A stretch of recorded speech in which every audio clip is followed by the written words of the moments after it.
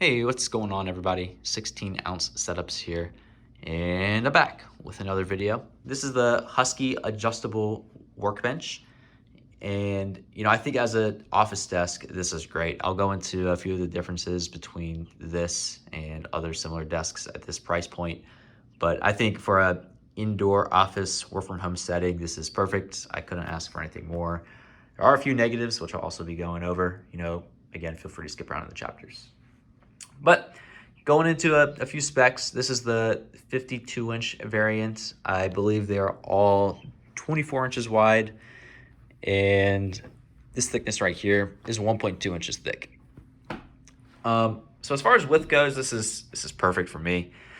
I don't think I would want too much more width. It can fit these two monitors perfectly. I have a laptop here. I think you could probably fit a third monitor in this place if you really wanted to. This central monitor is pretty centered. I was a little bit concerned initially about the width of this desk. You can actually see that the monitor is hanging off the back, or depth, I should say, I'm sorry. But it's only 24 inches, so from this edge here to this edge here, you only get about 24 inches in length. Not a whole lot of room for a desk pad like I have, as well as these monitors. Desk pad's almost touching the edge there, almost touching the edge here.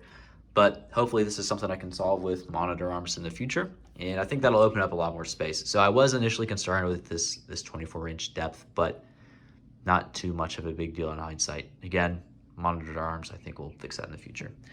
The thickness, 1.2 inches again, very, very sturdy, being created as a workbench for garage spaces, for workspace spaces, woodworkers. I actually want to have one of these in my personal garage one day to do work on my car on. So no huge concern with this tabletop at all.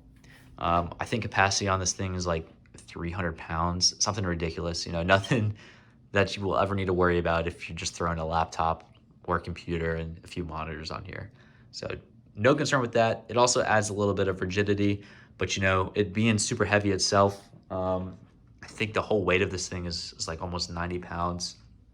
Don't know how much the tabletop is, but having more weight up top could create some rigidity issues, and I think that's where desks at a similar price point fail. You'll see a lot of these in the highest configuration, super nice slab or tabletop here, and you'll wiggle it around and you'll see the whole thing shaking. But this, not so much of a big deal. I'll probably overlay another video here. Probably can't see me shaking this very well, but very little shake. Monitors are moving a little bit, but nothing crazy. And I think a big reason for that is this bar on the back. And you'll see a lot of the images have the bar right across the middle. But obviously, if you're trying to slide an office chair in here, you kind of want that space, to put your feet, to put your chair legs. And if you don't know what I'm talking about, it's this horizontal bracing bar can actually be installed from here to here. You can see these pre-drilled holes on the bottom.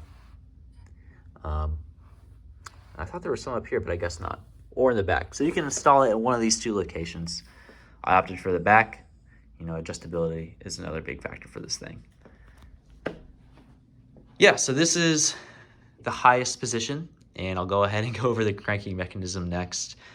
First of all, for this height, I am pretty short at 5'8". This is at the highest position. This is what I currently have it at when I am working in the standing position. If I were like 6 foot and above, I think this would actually be too short. So this is definitely one of the negatives of the desk. This is the highest position, and for me, a 5'8" human being, this is the perfect standing height. So if I were to be any taller than this, I feel like my hands would be lower when I'm using the mouse, I'm using the keyboard. Might be a little awkward. The monitors are actually not eye level.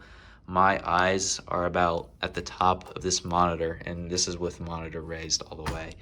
Again, this is something that can be solved with monitor arms, can be solved with additional stands, but something to consider. If you're over 6 feet tall, I think this thing might be a little short for you. But if you're under 6 feet, I think this is perfect. I would not want this any higher, but again, this is the maximum height. So this is a little short in its tallest setting, and that's probably something that you're paying for when you're paying for a better standing desk. Probably paying for more adjustability. All right, I think I'll do a quick jump cut here. Actually, I might even overlay a video of me lowering the desk, but just gonna show you the lowest position.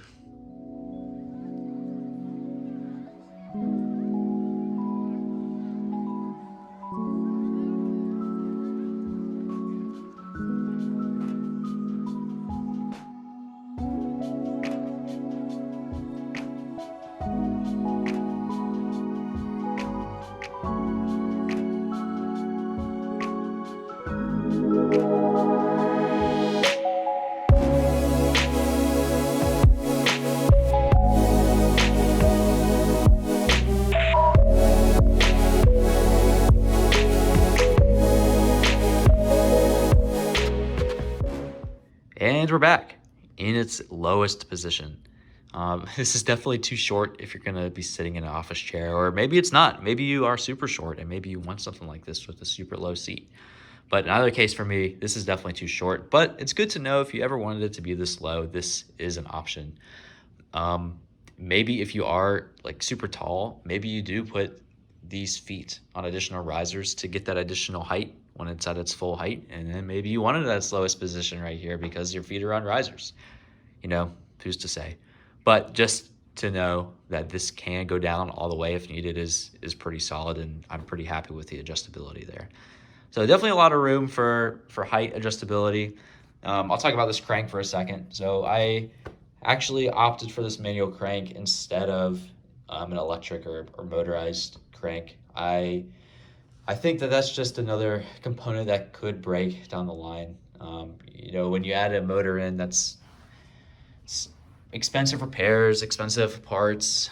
I'm not sure what warranties are like. I'm sure on more expensive desks, having a motorized component like that would not be the worst thing in the world. You know, I'm sure they offer great warranties, great customer service. But again, at this price point, sub $250, I feel like you got to go manual. I just feel like there's too many places that things can go wrong with a motorized crank. And I could be totally wrong here. You know, I'm sure people have had great experiences with some of the Amazon desks, but this is something I want to last a really long time. And again, that's just an additional component you need to plug in. It's less adjustability. This thing you can fine tune as much as you want, like to the nearest 16th of an inch, which I think is great.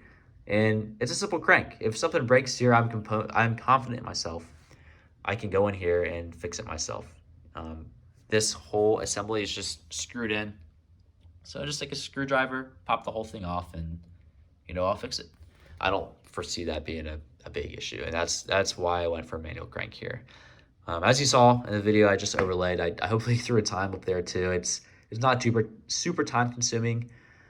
I will say if you're the type of person that is lowering and raising a desk all day long, like maybe every hour or within every hour you're changing if you're standing or sitting, maybe you do want to go electric. Maybe that's something you want to invest in to get an actual motor in here so you can just hit a button and it just go to a certain height. I do not think I would enjoy cranking this thing manually, you know, like 10 to 20 times a day. That would just be a pain. But as you saw, it doesn't take too long. I probably change my sit to stand position maybe like 2 or 3 times a day, and I don't have any problem at all. It takes around a minute or so to raise and lower this thing, and I have no issues. However, there is a major negative here, and this is definitely user error. I just simply need to spray some WD-40 in here, and that'll fix it. But don't know what I'm talking about. Here we go.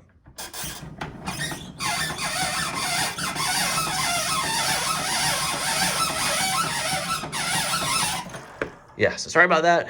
It's definitely user error. I think I just need to go in here, unscrew everything, and throw some WD-40 in it just to add some lubrication to it. But just know that is something you could be getting into.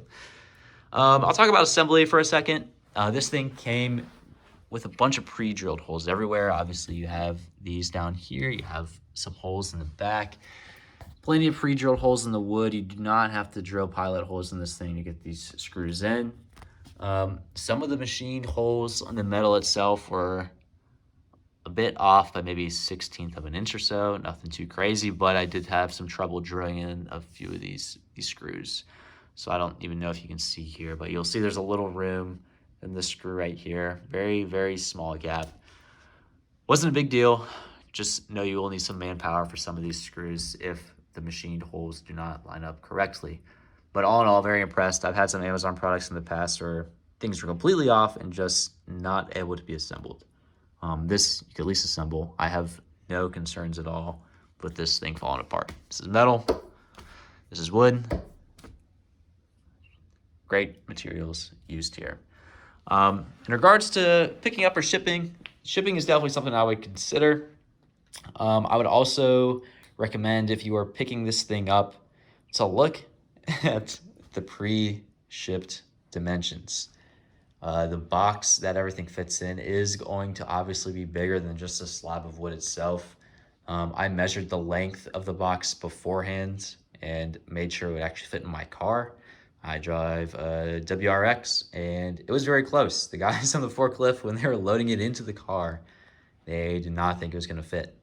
But lucky for me, I measured everything, and we were able to squeeze it in with maybe like a ½ inch to an inch to spare width-wise. So that was kind of close, kind of scary for a second. This box is also extremely heavy. Again, the thing is 90 pounds, so not heavy by itself, but I mean, when you're moving this thing up a flight of stairs and it's as big as it is, it's just awkward things to move. So you definitely have another person if you're trying to move this upstairs or maybe even into your house itself. So again, consider shipping if you don't have a truck or a car large enough to fit this, especially if you go with a variant that's longer than 52 inches. A few more notes here. I don't really like branding on my items. I think branding can sometimes be tacky. I would much rather prefer something that's clean and minimal.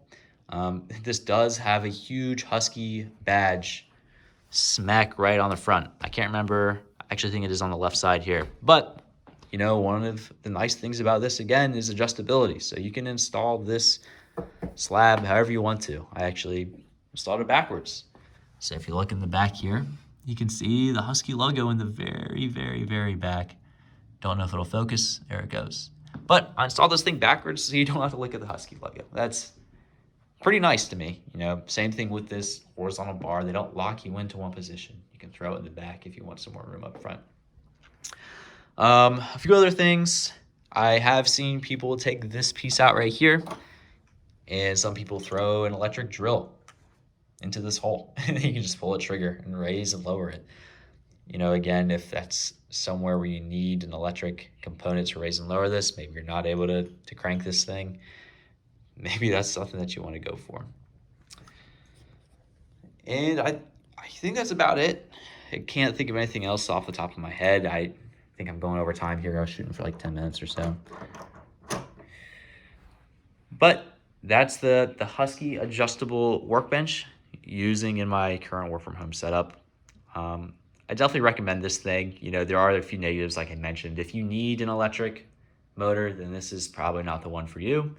If you are over 6 feet tall, again, this is probably not the desk for you unless you want to make some compromises. But I'm confident that under like the $250 range, you're not going to get much better than this. Again, one of the main things I see in desks under this price point is rigidity at the tallest position. And like I've hopefully shown here, I haven't really had any issues with that. And that's something that I was really concerned about. But, you know, if you have any issues with this review, if you have any comments or anything, feel free to let me know. Just a quick update on where I'm going on the channel from here. I think I'm going to try and do bi-weekly videos. So a video every other week. I was thinking about doing a video every week, but that's just too much right now. I'm filming some other stuff at the moment. I don't really want to show the rest of the room yet. It's kind of a mess, but hopefully will be shown in the future. I'm trying to figure out this YouTube thing. Again, this is just a way to keep me accountable, keep me motivated for keeping this desk set up clean, keeping the rest of this room clean. This is a new space for me, so I'm trying to make it somewhere I want to go to in the morning. And this is 16-ounce setups. 16 ounce comes from 16-ounce coffee. In college, I started ordering 16-ounce lattes to get me through the day. So the name 16-ounce kind of means a lot to me. You know, get me through college, as silly as that sounds. So I'm going to end this review by placing a beverage on this coaster. 16 ounces of water, but it's what it is. Maybe I don't know, embellish that in the future. Anyways, see you guys for the next one. Peace.